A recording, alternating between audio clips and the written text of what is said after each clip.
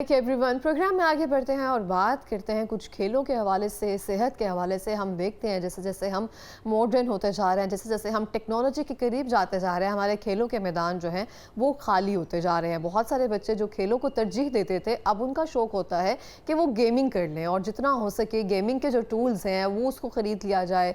बहुत सारे बच्चे जिनका हम बचपन देखते हैं, जब अपने बहन भाइयों को, अपने कज़न्स को या अपने गली मोहल्ले में देखते थे, उनको होता था कि एक बैट ख़रीदना है या फिर जो भी स्पोर्ट्स वो लाइक करते थे उस हवाले से इक्विपमेंट्स जो हैं वो बाय करने हैं। लेकिन अब इस तरह से है, गेमिंग टूल्स बाय करने हैं, गेमिंग से रिलेटेड चीज़ें बाय करनी है, एक ही जगह पर बैठना है और उसी के साथ ही हमने कई दिन गुजार देने हैं और इसी में ही जाकर हम अपना फ्यूचर ढूंढते हैं, गेमिंग डेवलप करना, जो भी ये सब चीज़ें आगे बढ़ती जा रही हैं।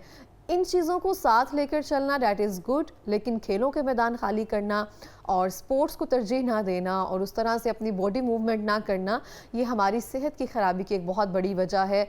बच्चों को खेलने कूदने के लिए एक प्रॉपर जो है माहौल प्रोवाइड किया जाए और उनको वो एक टाइम टेबल, उनका स्केड्यूल बनाया जाए जिसमें जाकर वो खेल सकें। और वालिदैन को चाहिए कि बच्चों को मोबाइल फ़ोन पकड़ाने की बजाय उनके साथ खेला जाए, वो उनके लिए टाइम निकालें ताकि वो और तरह से सेहतमंद हो सकें और जितना हो सके मोबाइल से थोड़े टाइम के लिए दूर रखा जाए ताकि उनका स्क्रीन टाइम कम हो और दूसरी एक्टिविटीज़ हैं जो वो बढ़ती जाएं।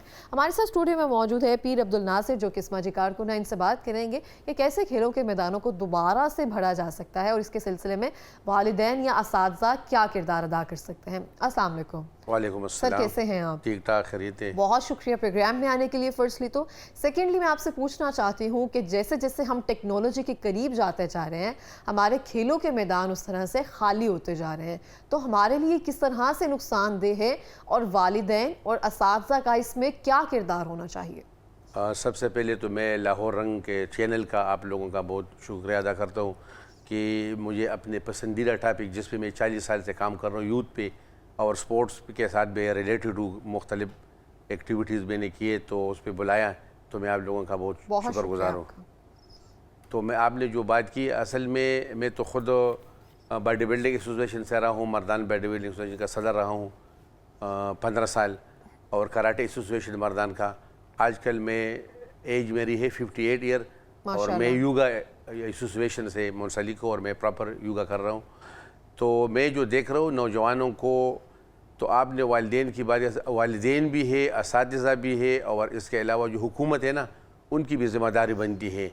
तो आजकल नौजवान जो है ना, अपनी असलाब की जो अक़दार है ना, वो भूल चुके हैं कि हमारे असलाब क्या करते हैं, हमें क्या बताया है और अपने अल्लाह ताला ने हमें जो सेहत दिया है, हमें इसको किस तरह यूटिलाइज़ करना है और इसका क्या ख्याल रखना है। बिल्कुल एक शॉर्टकट के उसमें है। बाज़ नौजवान ऐसे कि स्पोर्ट्स में आते हैं वो इस मकसद के लिए कि हम कोई नेशनल इंटरनेशनल टीम में चले जाएं। अगर उधर चले गए तो ठीक है, नहीं तो फिर वो डिस्करेज हो जाते हैं, फिर स्पोर्ट्स की छोड़ जाते हैं। अभी स्पोर्ट्स का ये मतलब नहीं, स्पोर्ट्स तो देखिए एक ज़िंदगी का एक ऑर्गेनाइज तरीके से गुजारने का एक तरीक़ा है। और आपने देखा होगा कि जो स्पोर्ट्समैन होता है उसमें क़ुव्वत बर्दाश्त, मतलब कि जो उसमें कोई जो स्पोर्ट्स वाला बंदा है वो नशा बिल्कुल नहीं करेगा, क्वालिटी होती है, बिल्कुल लीडरशिप क्वालिटी होती है उसमें। अपने सेहत के, देखिए मैं बॉडी बिल्डिंग से मुंसलिक बहुत ज़्यादा रहा हूँ ना। बॉडी बिल्डिंग के लड़के जो हमारे थे ना, वो मैंने देखे खैबर पख्तूनख्वा में ख़ासकर, फिर मैं उनको मिस्टर पाकिस्तान के मुकाबले, मिस्टर KP के मुकाबले होते थे ना, तो वो लड़का जो है ना, वो शीशे में खड़ा होता है, वो अपने ताइस को देखता है, अपने फैट्स देखता है, अपने डाइट का ख्याल रखता है, अपने सोने का ख्याल रखता है और एक प्रॉपर ज़िंदगी गुजारता है। जो स्पोर्ट्स वाला बंदा है वो नशा कभी भी नहीं करेगा। आज हम देख रहे हैं कि नौजवान नशे में कितने मुलविस हैं। यही वजह है कि नौजवान आजकल, मोबाइल ने हमें जो नौजवान नस्ल को तबाह कर लिया, वो किसी मुल्क में नहीं जितना पाकिस्तानी कौम में है, क्योंकि हम गलत इस्तेमाल करें। गलत इस्तेमाल हमारे नौजवान मोबाइल से मैं कभी भी इनकार, उसके बहुत फ़ायदे हैं अगर प्रॉपर तरीके से। मैं एक मल्टीनेशनल कंपनी में काम कर रहा हूँ, हमारे यहाँ इटली के, जर्मनी के इंजीनियर आते हैं। यकीन करें वो उससे उस मशीन के फॉल्ट को निकालने के लिए, मशीन को रनिंग के लिए किस तरह वो इस्तेमाल करते हैं। मैंने तो उनको कभी नहीं देखा कि वो मोबाइल पे गेम है और ये चीज़ें कोई नहीं, लेकिन हमारे नौजवान घंटों घंटों पूरी पूरी रात इस पर ये गेमें खेलते हैं। गेम अगर आप मोबाइल पे देखते, आपका नज़र का भी नुकसान है, आपके हाथों का भी, आपके जिस्म का। और अगर आप ग्राउंड में चले गए तो ग्राउंड में देखिए कितना, मतलब कि एक सेहतमंद दिमाग में में जो है ना एक सेहतमंद सोच हो सकती है, लेकिन वो तब होगी जब नौजवान ग्राउंड में जाएंगे। ग्राउंड में तो जाते नहीं है। और ये तो बुज़ुर्गों ने जो बात की कि जिन कौमों के खेल के मैदान आबाद होंगे उनके हस्पताल वीरान या गैर आबाद, मतलब मरीज नहीं होंगे, और अगर जिन कौमों के खेलों के मैदान वीरान होंगे उनके अस्पताल आबाद होंगे, ज़्यादा मरीज, और आजकल वही हो रहा है। लेकिन हमारे सोसाइटी में बाहर माहौल भी उस तरह से नहीं है कि पहले जो पास कोई पार्क होता था वहाँ जाके बच्चे खेल कूद सकें। यहाँ बाहर निकालने से भी वालिदैन जो हैं वो डरते हैं माहौल की वजह से। यहाँ अकेले बच्चों को हम बाहर नहीं भेज सकते हैं। अगर हम 10 ईयर्स बैक बात करें तो फिर भी कुछ फ़र्क था, लेकिन अब की बात की जाए तो बच्चे भी डरते हैं। लेकिन घर में हम कोई एक्टिविटीज़ ऐसी बना लें कि बच्चे खेलते कूदते रहें, चलते फिरते रहें, रादर देन कि सिर्फ मोबाइल या टैबलेट वगैरह ही इस्तेमाल करते रहें। देखिए, अब मैं योगा कर रहा हूँ ना, मैंने अपने लिए मैट लिया है, उस पर मेरी बच्चे भी कर रही है, बच्चे भी। हमें अपने घर में एक लाउंज में छोटी सी जगह में, अभी योगा के लिए आपको किसी इतने बड़े इक्विपमेंट की ज़रूरत नहीं है कि आप जाए किसी क्लब में जाए, किसी जिम में जाए, आप उधर दाखिला कर ले। योगा के लिए सिर्फ आपने 1000 रुपये का एक मैट लेना है, और उस पर आप अपने घर में भी कर सकते हैं, और बारी बारी कर ले। 5-6 बंदे उस पर, हमारे घर में अगर 5-6 बंदे हैं तो आप उस पर बारी बारी कर सकते हैं। तो ये ज़रूरी नहीं कि बड़े ग्राउंड हो, वॉक हम कर सकते हैं। देखिए, मेरे घर के सामने पार्क है, उसमें मैं 10 राउंड लगाता हूँ। एक राउंड होता है 5 मिनट का, तो 50 मिनट मेरा, मगरिब से इशा तक 50 मिनट का मेरा वॉक हो जाता है। मुझे काफ़ी फ़ायदा हो रहा है। जो किसी वक्त में मैदे की मुख्तलिफ मैं दवाइयाँ खा रहा था, जब से मैंने 3 साल से योगा शुरू किया है, वॉक प्रॉपर किए, मैंने वज़न कम कर लिया है, और मैंने खुराक में भी, ये नहीं, हमारे बच्चों का असल मसला खुराक का भी। आजकल बच्चे क्या खा रहे हैं? बच्चे गोश्त बिल्कुल नहीं खाते, चाहे वो बकरे का है, चाहे दुम्बे का है, गाय का है, भैंस का। वो क्या खाते हैं जी? Pizza, burger, sandwich, shawarma. तो उसमें कहा, और वो ब्रायलर जो मुर्गा, जो फार्मी मुर्गे खा रहे हैं, वो खुद अपने पैरों पे खुद खड़ा नहीं हो सकता। तो जब वो अपने जगह वो फार्म में होता है ना, वो ऐसे गिरता है। तो जब वो खुद खड़ा नहीं हो सकता तो वो आपको हमें क्या ताकत देगा? तो ये बहुत, मतलब कि चीज़ें की खुराक पे इसमें वालिदैन का बहुत ज़्यादा रोल है कि वालिदैन अपने बच्चों को जैसे भी हो थोड़ा थोड़ा करके उनको देसी खुराकों पे ले आएँ। अच्छा, घरों में अभी अगर देसी घी की स्मेल आती है किचन से ना, बच्चे भागते हैं कि ओ हमें, असल हमने तो अपने बचपन में, हमें अपने वालिदा ने, हमने रमज़ान में सहरी में, यकीन करें, दही और उसके ऊपर वालिदा जो है ना ये देसी घी, हम इससे सहरी करते थे। तो मैंने भी बहुत सारे लोगों को देखा है वो देसी घी के साथ शक्कर खा रहे होते हैं, और ये सब चीजें हम नहीं खा सकते हैं। वो उसकी स्मेल वाकई एक तरह से मुश्क, उसकी खूबसूरत होती है, बन गया ना। हाँ, नहीं इस्तेमाल किया जाता है। अच्छा, जैसे आपने कहा कि घर में योगा मैट वगैरह पे हम योगा कर सकते हैं, बच्चों को करवा सकते हैं, ये सब चीजें तो तब मुमकिन होगी ना जब वालिदैन सेम चीज को रिपीट कर रहे हो, क्योंकि बच्चे उनको देख कर सीखते हैं। ऐसे कैसे मुमकिन है कि हम बच्चों को वो तरबियत दे रहे हो, या बच्चों को इस चीज के लिए हम फोर्स कर रहे हो कि आपने आज वॉक करनी है, आज आपने योगा करना है, आज आपने एक्सरसाइज करनी है, हालांकि हम खुद वैसा नहीं कर रहे हो। या डाइट जो है, हम खुद पिज्ज़ा खा रहे हो और बच्चों से कह रहे हो कि आपने आज सब्जी खानी है, ऐसा तो मुमकिन नहीं है। वालिदैन को पहले खुद रोल मॉडल बनना पड़ेगा। बिल्कुल, मैं खुद वॉक कर रहा हूँ, मैं खुद योगा कर रहा हूँ, मेरे बेगम वॉक कर रही है, तो हमारे साथ खुद ब खुद पर बच्चे। मेरे दोनों बेटे अभी माशाल्लाह पूरे रमज़ान में उन्होंने असर से लेकर मगरिब तक वो फुटबॉल खेलते थे, और मेरी बेटी जो है वो भी उसी पे एक्सरसाइज करते हैं, योगा अपने घर में ही। ये ज़रूरी नहीं कि किसी क्लब में चले जाए, लोगों के साथ अपने घर में भी कर सकती हैं।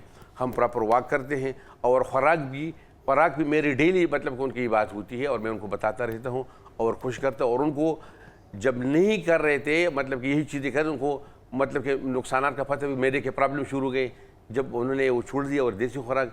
यकीन करें, ये जो देसी मुर्गे का उसका शोरबे और उसमें रोटी डाल करके ना, यकीन करें कोई भी बीमारी मैदे की पैदा नहीं होती। लेकिन बच्चे नहीं, हम तो कोशिश कर रहे हैं। ये आपकी बात बहुत ज़रूरी है कि बहुत पसंद है। रोल मॉडल यही मैंने पूरा रमज़ान यही किया है, देसी मुर्गी का शोरबा। मतलब कि जो भी शोरबा था, चाहे गोश्त का, मुर्गे का, देसी का, लेकिन शोरबे में इससे ही कि आसानी से वो हज़म होता है।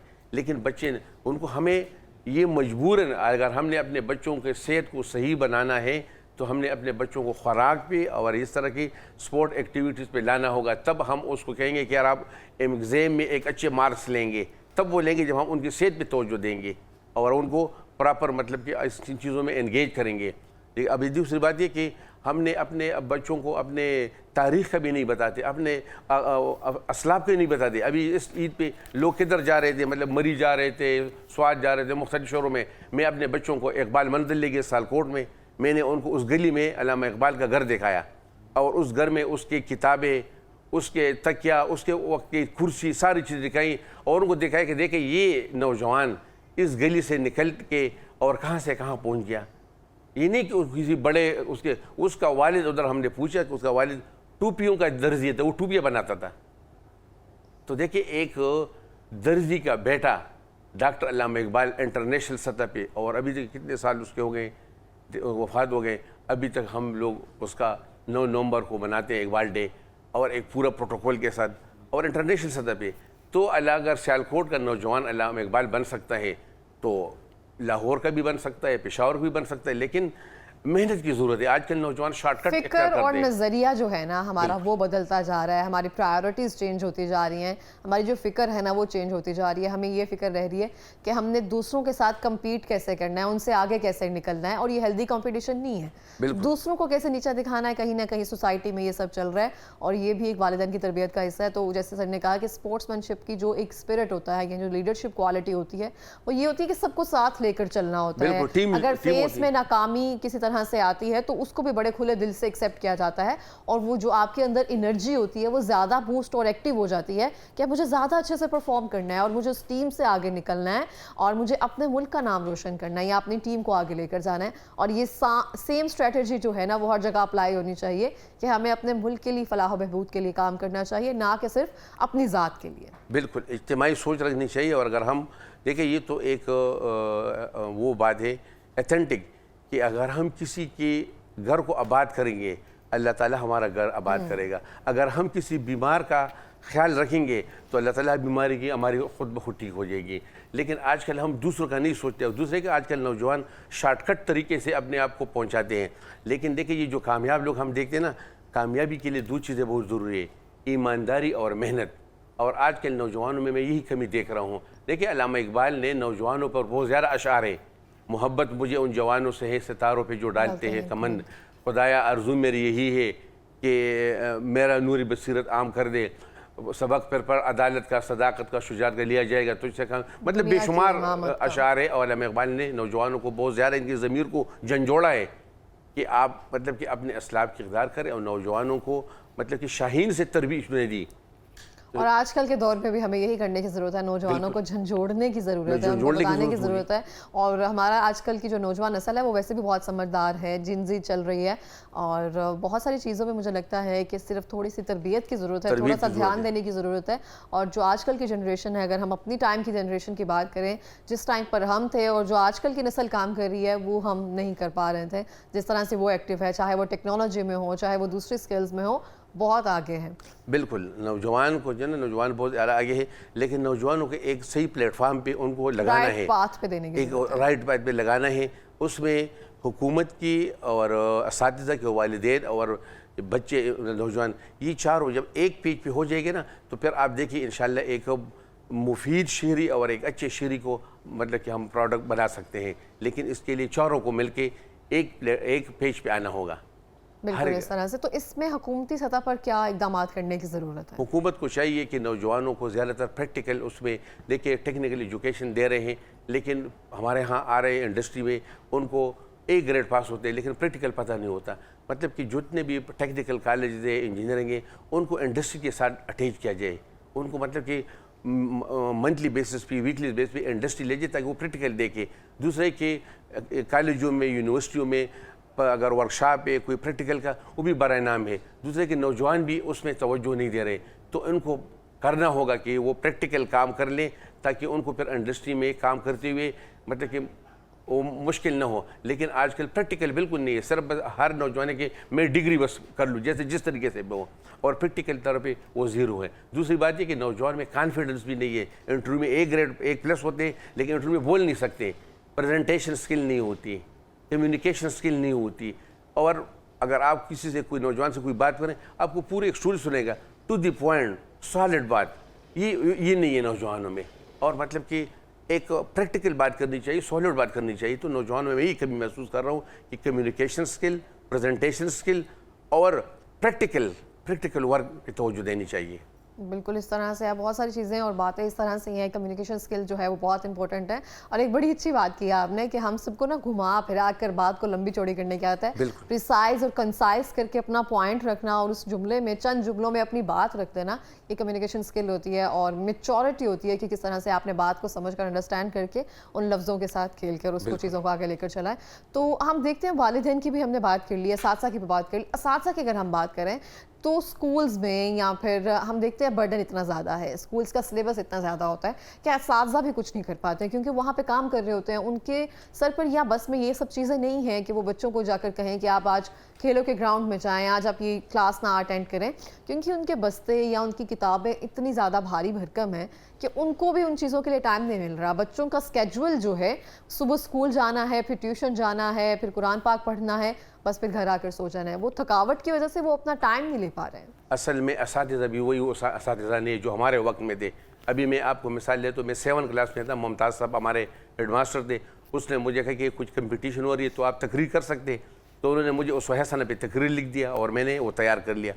वो तकरीर से फिर मैं कॉलेज में गया, फिर रेडियो पाकिस्तान में, फिर मुख्तलिफ जगहों पे।